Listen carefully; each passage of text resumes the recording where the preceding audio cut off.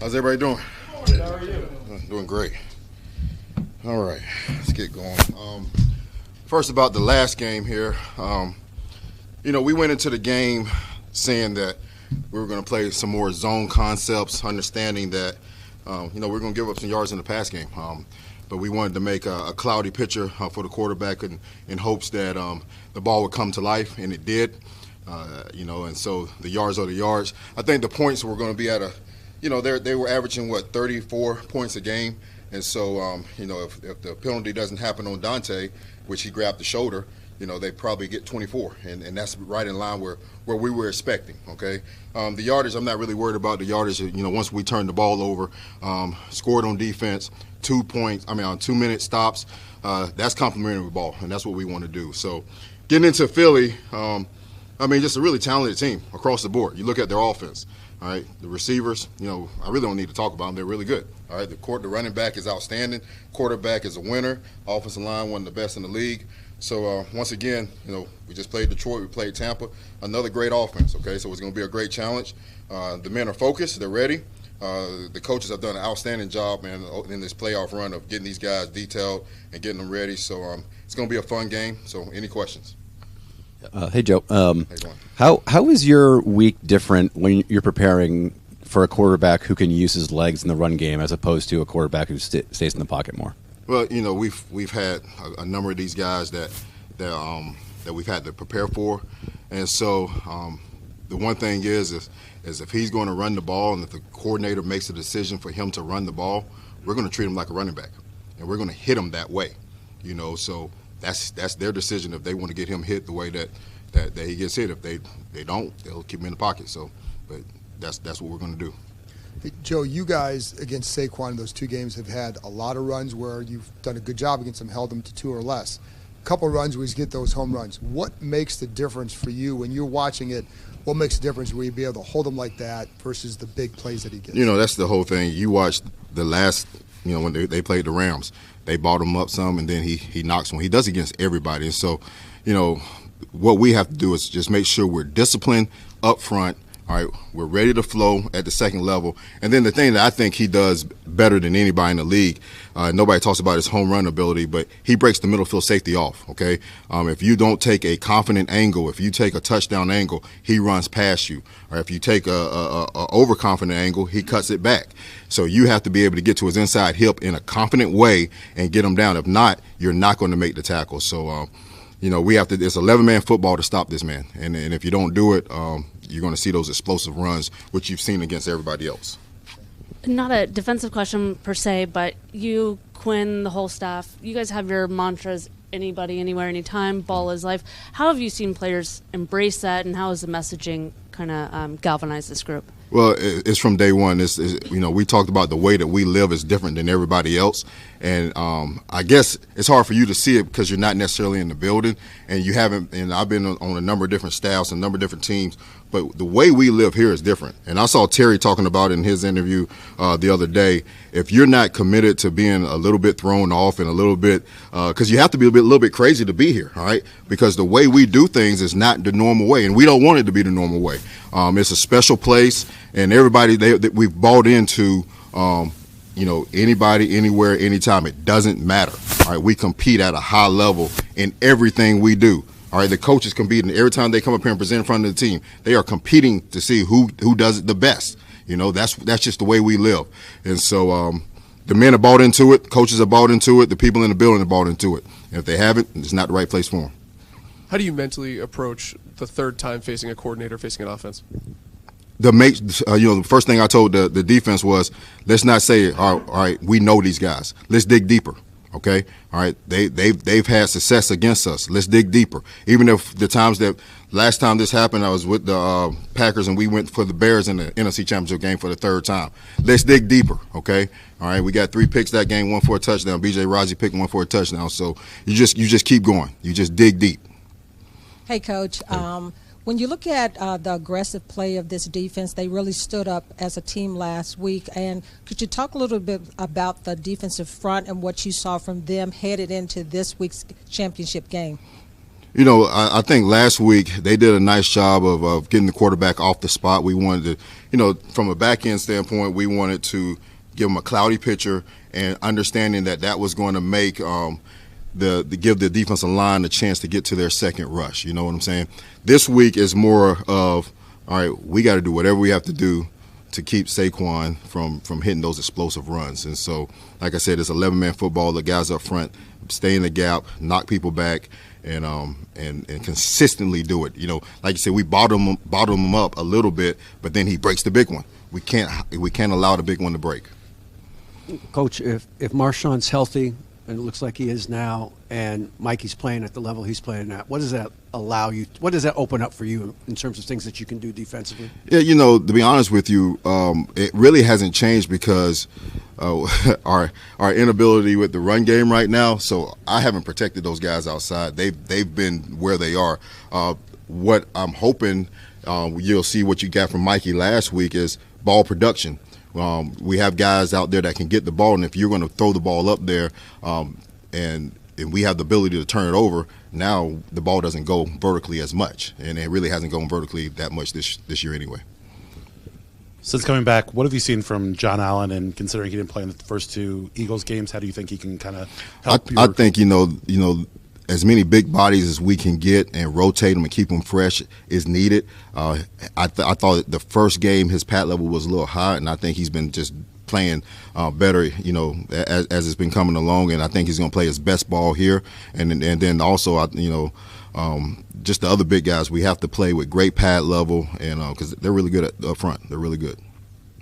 With regarding the turnovers, you were pretty gloomy earlier in the year that you guys weren't getting the number that you wanted.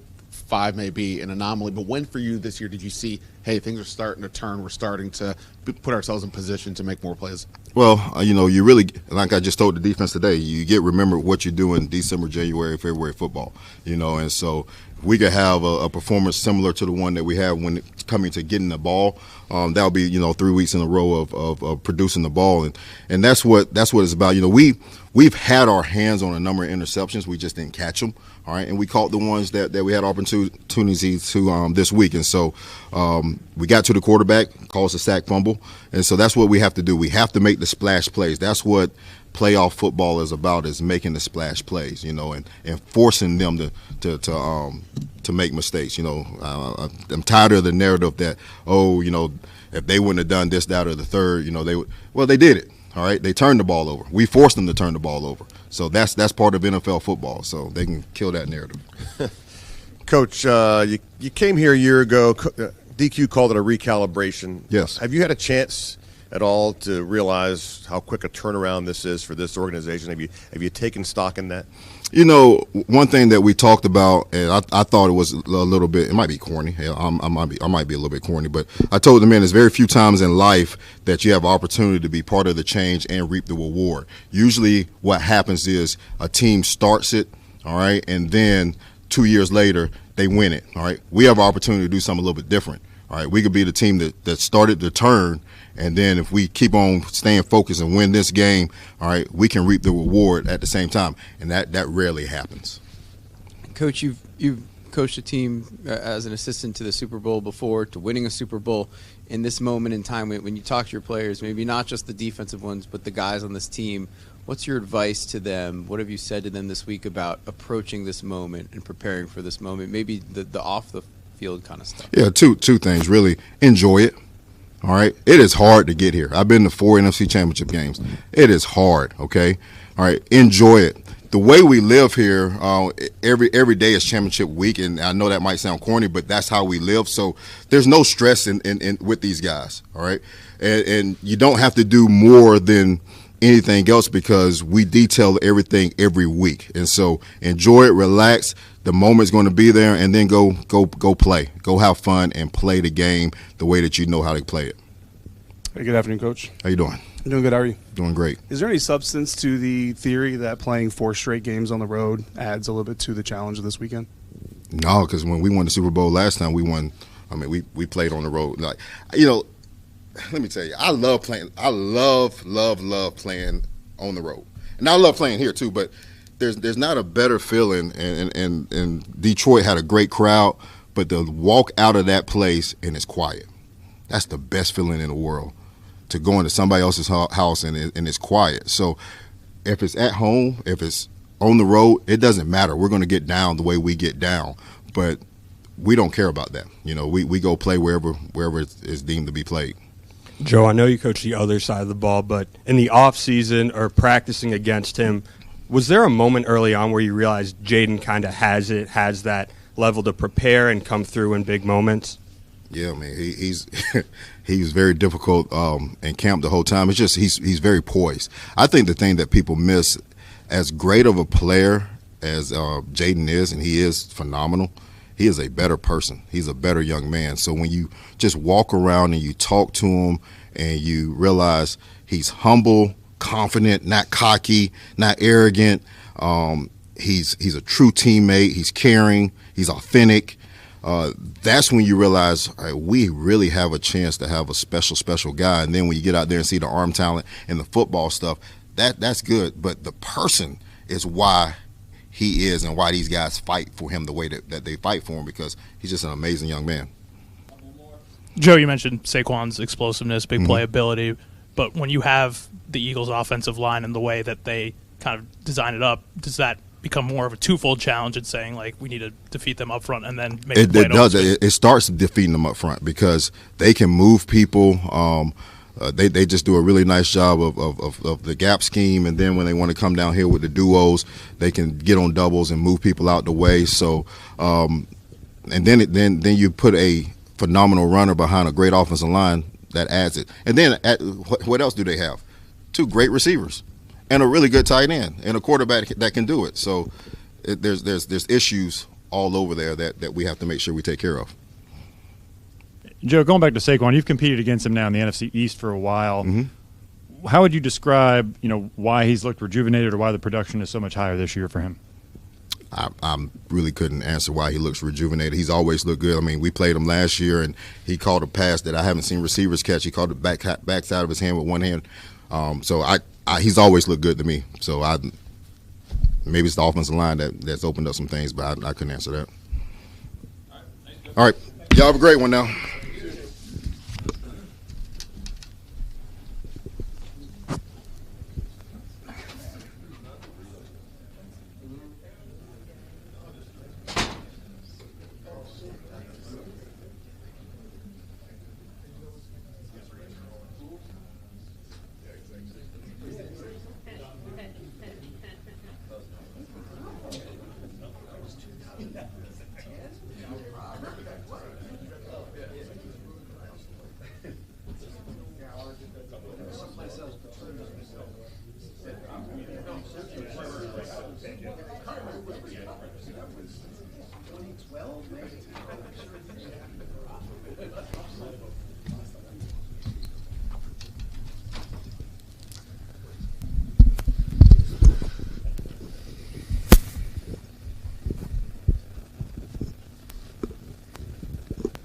Hey, Kliff, we're going to talk to Brian Johnson later. I'm wondering what kind of impact he's had on the offense, and given his background with quarterbacks, I know he's not the quarterback coach here, but how has he influenced Jaden's first year? Yeah, he's been phenomenal. He's one of the smartest offensive minds I've been around, honestly. The things he picks up in the pass game and the run game, a lot of the red zone concepts we've hit in big moments have been things he's brought in and seen. And his influence, just being able to share kind of some things he used with Jalen there in Philly, some things that worked, some things he wished he would have done differently with Jaden has been huge, because obviously that's instant credibility of the success they had there in Philly.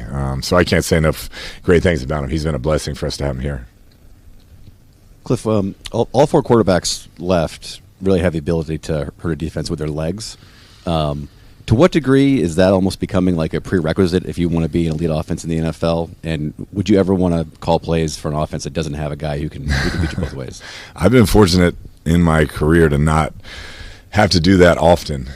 Starting in Houston with Case Keenum, he could run around enough. Then obviously Johnny Football, and from there, guys that could move around. You don't have to make the perfect play call. I think the guys that are doing it at a high level, you saw Jared Goff being able to give them a premier plays. Ben Johnson does a tremendous job with that.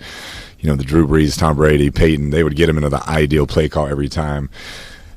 With these young guys coming in, the expectations is to play well and play right away. And sometimes the ability to escape and make plays with your legs, that's going to translate faster than trying to be perfect on every play call and asking them to do that much in the line of scrimmage. And so I think it's definitely moving that way. But those guys that have been in the same system for a while, can process at the line like that, can play that solid football. They're out there, and it's just not something that I've done in my past.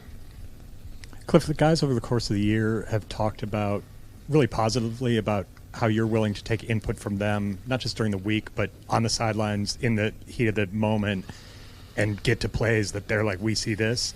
Has that always been your style, or is there parts of this team that the trust has been built that you're willing to get that feedback and implement it right away? Yeah, it's really been part of my style. I could think it's the dumbest idea in the world, but if they believe in it, they usually make it work, and vice versa. I could have the most brilliant play call I ever thought I had, and they're like, hey, I don't like that. Well, it's out. And that's just – it's made sense to me. It's about the players, not the plays, and those guys usually make it work if they believe in it. This group has a lot of really smart football players. The one guy you got to watch is Zach Ertz, because any play he recommends, the ball's going directly to him. And he's very, very smart, so he knows when the ball should go to him and not. But no, it's from the quarterback on. Those guys, if they have a thought, an idea they believe in and like, we're willing to throw it out there. I want to ask you about another one of your assistants, Anthony Lynn, both as a head coach and then as an offensive guy. What has he meant to you this year? Yeah, he's been phenomenal. Great leader. His run game stuff, the style of play that he's always been about, downhill, physical nature, has really helped us in that department. And great leader. Obviously brilliant going to Texas Tech. So we started there on the same page. But no, he's been a real calming presence for us as an offense, and just – having gone through the battles he's gone through, been a head coach, been a great OC, anytime you have that type of knowledge around for all of us has been great. When did you know Jaden was legit? Was there a practice, a game, a moment away from the field? When did you really know? I mean, early on, he was doing stuff in the rookie minicamp I was like, this is different than what I'm used to seeing ever, I think. I mean, some of the checks and the reads and the progressions, and the ball wasn't touching the ground early. And just the ability to see it once and go out there and execute at a high level was unique. And then I'd probably say on the road at Cincinnati, when some of the stuff he did there, I was like, okay, this is like a real thing. And then it's just gotten better, and the work ethic, like I said, hasn't done anything but improved. And the competitive stamina outside of when he was banged up and we had a couple rough weeks we were trying to figure things out has just been, he's gotten better and better each week. And you mentioned some of the buy-in from players, the team mantras. Why do you think players have embraced that as much as they have? You even hear some national folks using it now. What is it about that has really embodied this team? Yeah, just DQ. From day one, he hasn't treated anybody differently. The expectation level has been what it is. It's going to be championship week every week. So when you get to this week, which he preached, nothing's going to be different. And guys believed in it. They followed him. There's a lot of guys with a chip on their shoulder in that group, players that I think people thought they were being sent off here to die, and they've been able to show that they still got a place in this league.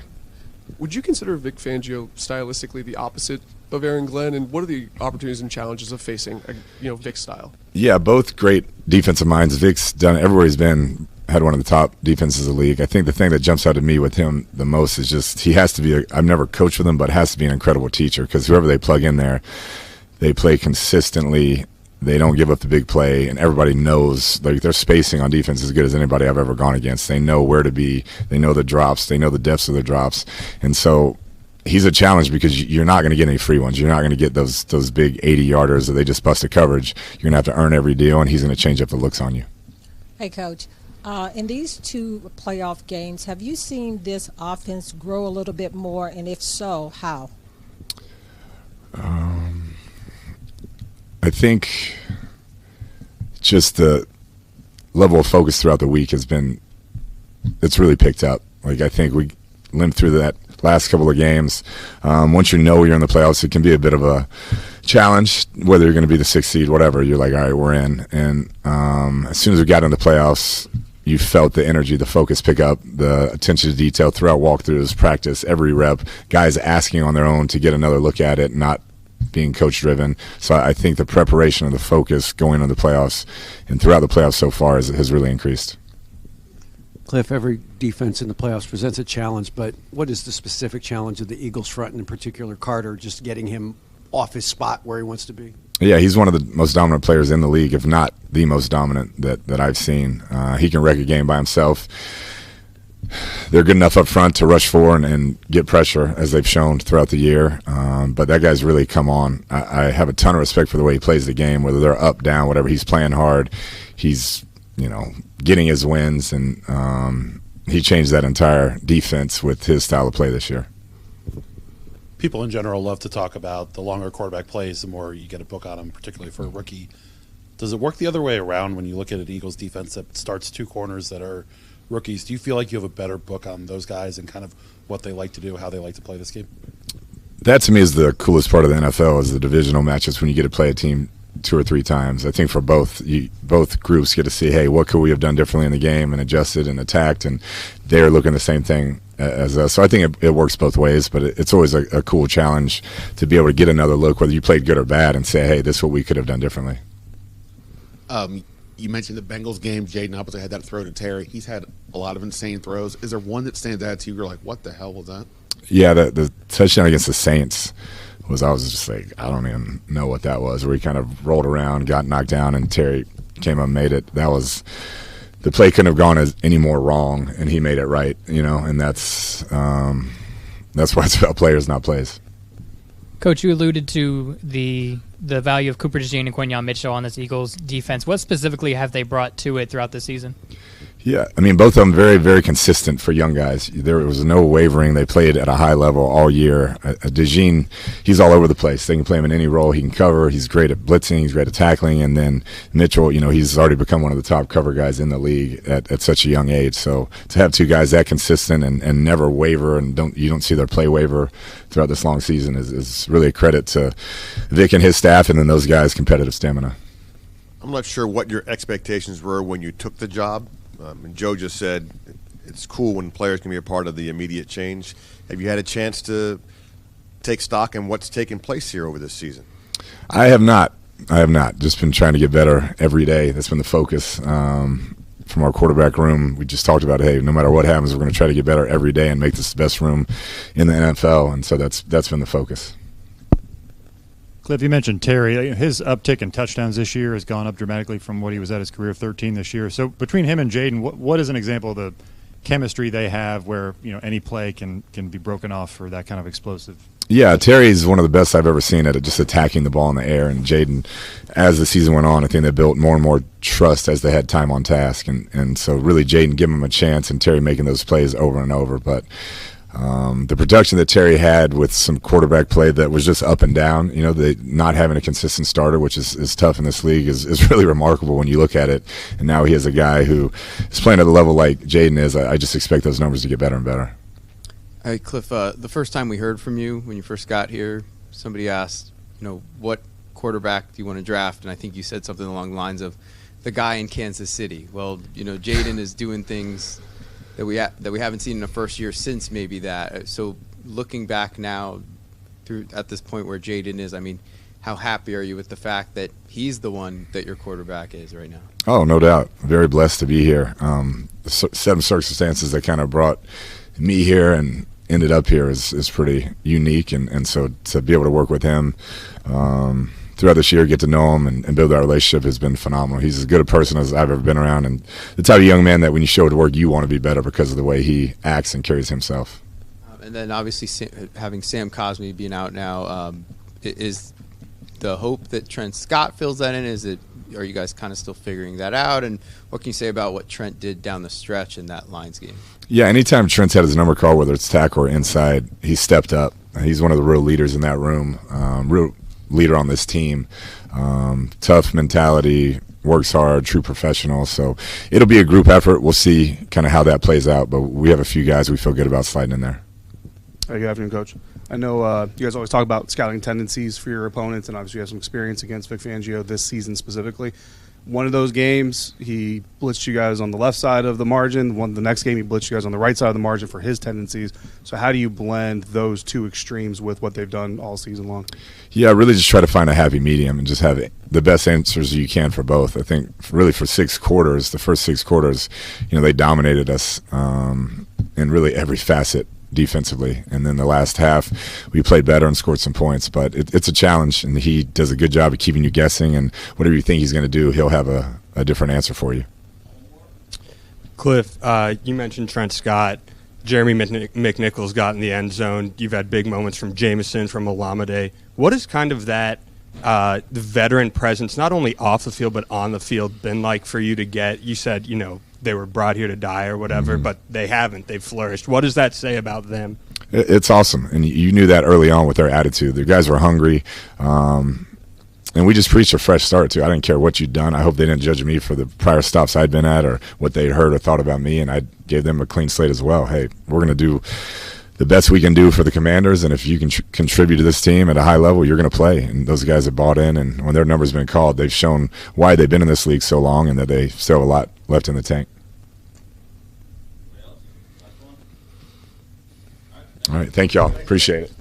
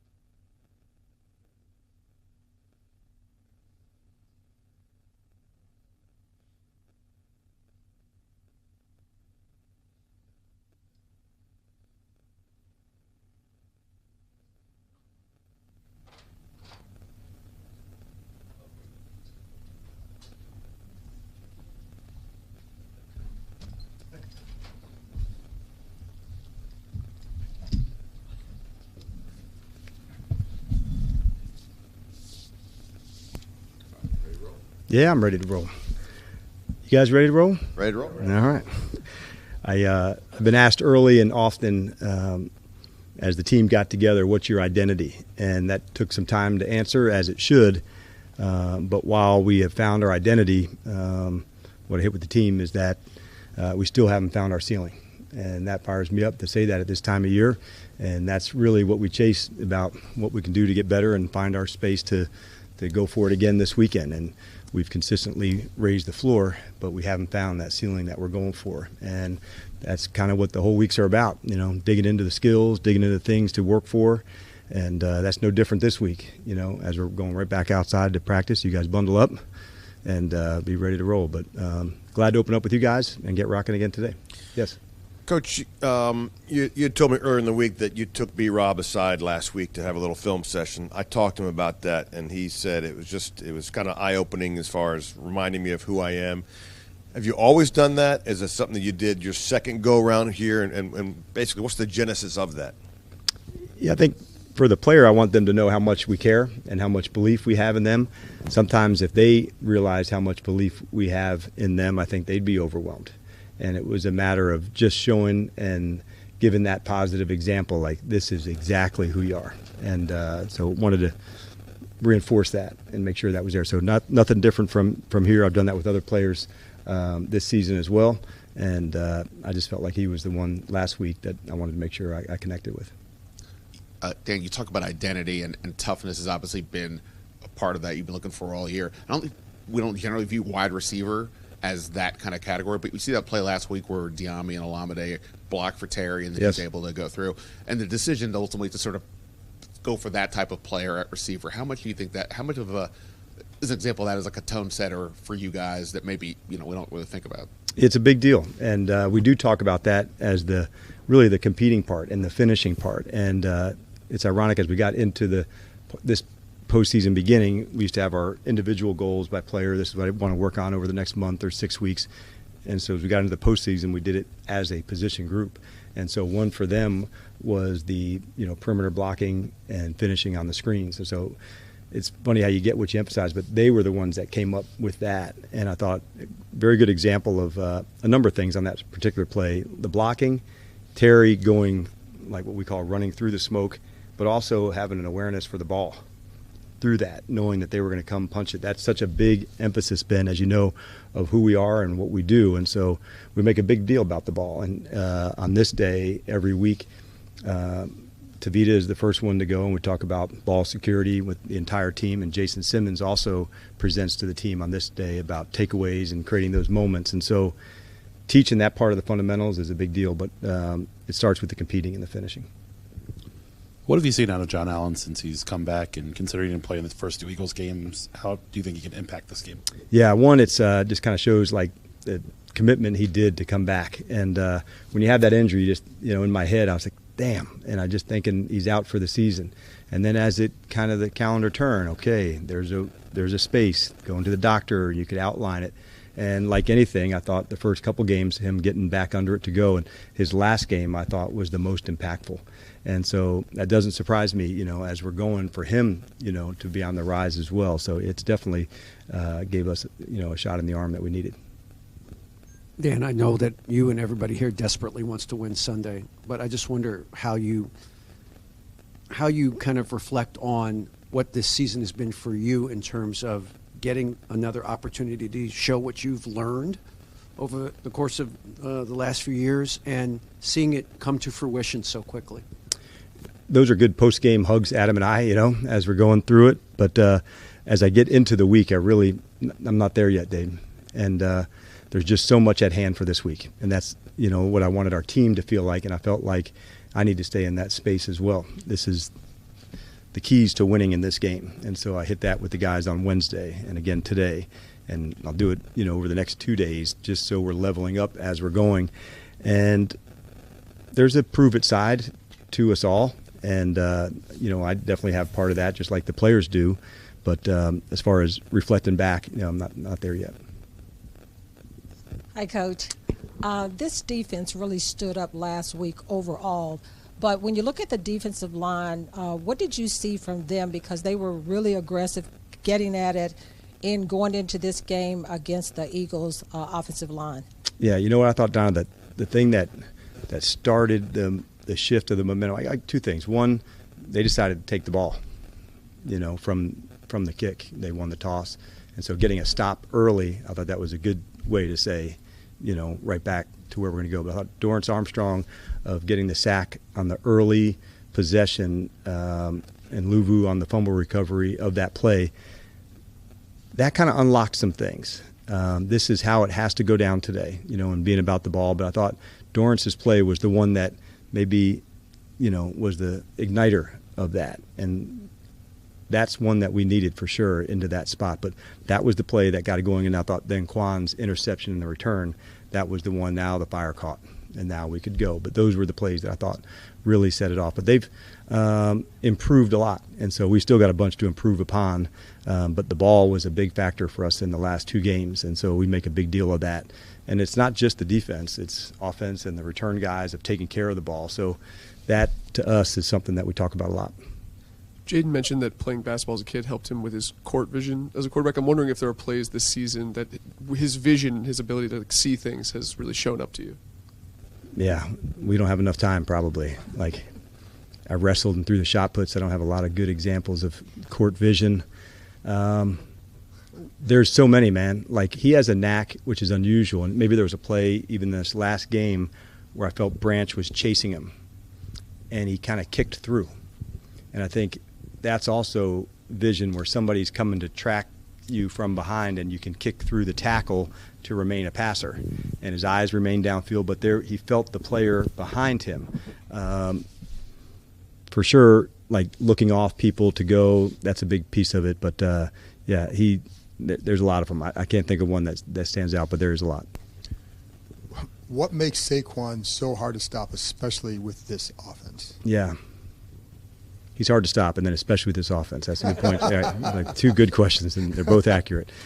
There's a start and stop factor, John. I mean, that's for sure legitimate. You may have this gap, and he can go, and if it's plugged, he'll stop, test the next one, boom, test the next one. And so that ability to work back and cut and then accelerate again, you've seen him outrun safeties who are coming from an angle, but as he gets to the next level, you know, he can break the guys off just by the speed to get outside.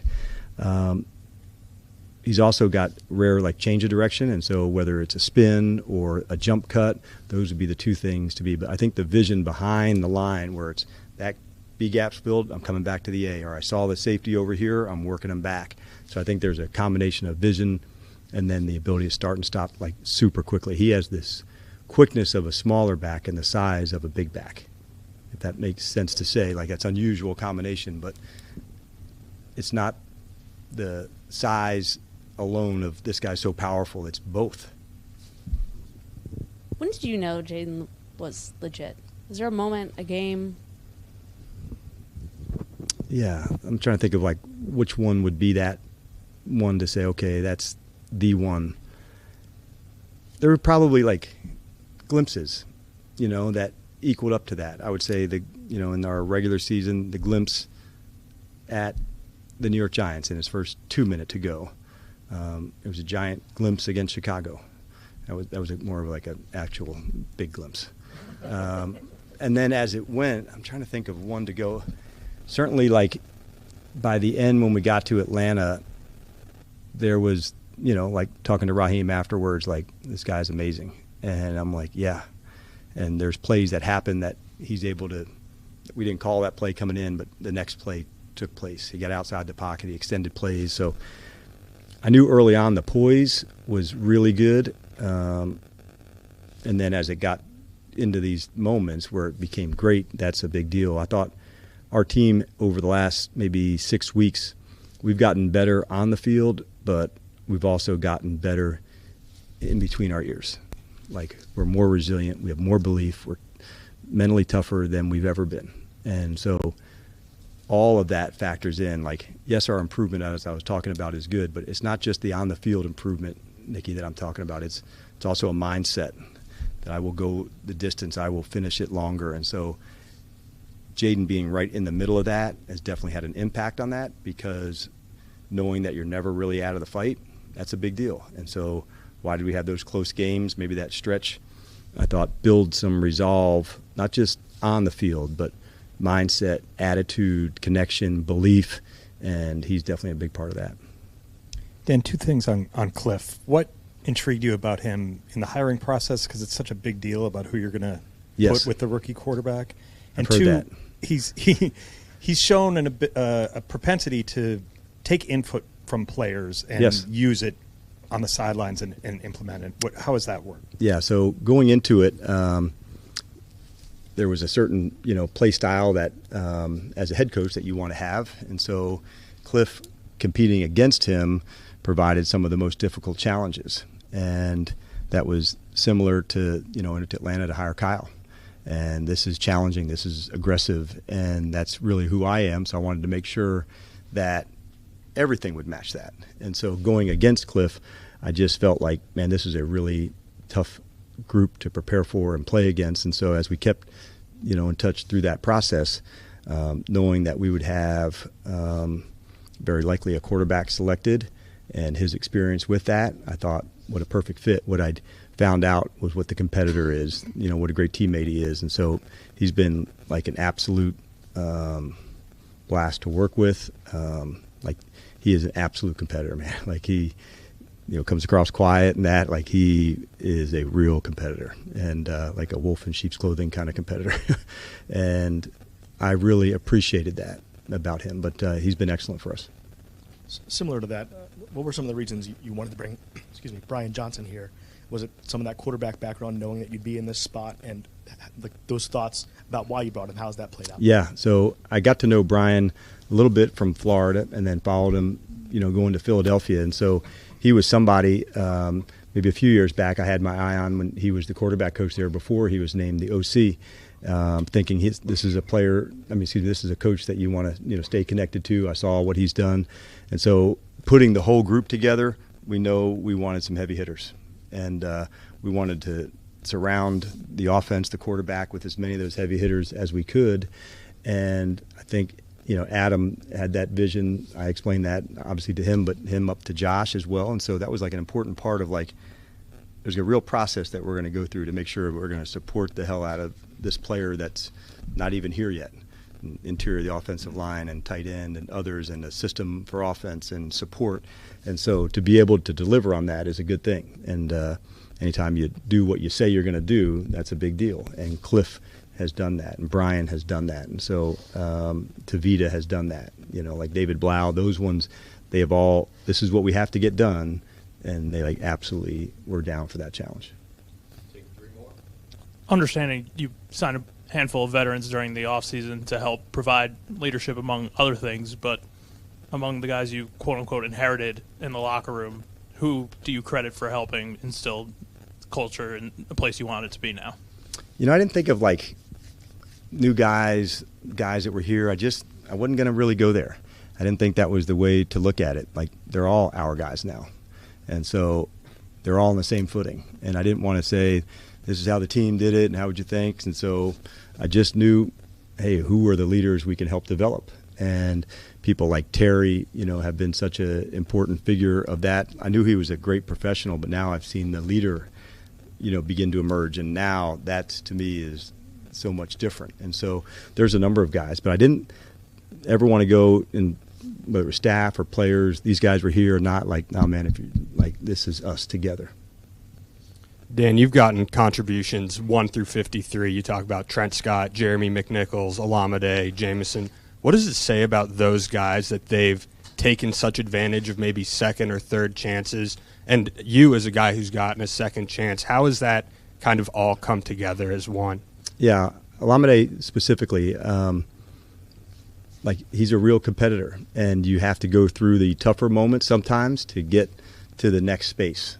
And it is in that adversity where it goes through to what's going to be your next stop. And so I knew who Olamide was, both as a ball player and as a man. I thought, this is the type of person we want in the locker room. Let's let him compete and take it from there. And he actually inspired some others just because how hard he went for it in practices and training camp. And so anytime you see a teammate, I want to be a little more like that. Not even at that position, but just that attitude of not backing down. Like, I put the tape up on here every day in training camp. So it wasn't like there were any sacred cows or anything else. Like, this is whoever you were, this is what we're looking for, this is not. And Olamide was on that tape a lot. And so we just wanted to make sure people like him who had the competitive dog in him, like, yep, this is your kind of spot. Hey, good afternoon, Coach. Good afternoon. Both sides of this competition are talking a lot about receivers blocking this weekend. As that trend has picked up in the league, have you guys focused in on getting DBs that not only take good pursuit angles but can shed blocks aggressively and effectively? Yeah, I think it was Ron Wolf who taught me, you want to be a better tackling team, when you get to that draft time, draft good tacklers. And so, that's why the guy's so smart. But it was a good reminder of the traits that you're looking for in players. And if you want to have a tough team that are good tacklers or receivers that are willing to block, then you want to make sure that's the style of player and identity that you're bringing into the team. And so that, to me, kind of feeds back to Adam to say, this is the commander, this is what we're looking for. And if the guy's competitive enough, whether you're a DB, a corner, a safety, a tight end, they'll find their way. We can teach them, but you have to be willing to say, all right, this is a tough assignment, but I got the dog in me. I'll absolutely go after this guy. Now, if it's a matchup we don't like, okay, we're not going to do that, even though you're willing to try. but you do have to have that dog in you to say, if this is what's asked upon me for this one, let's get down. All right, thanks everybody.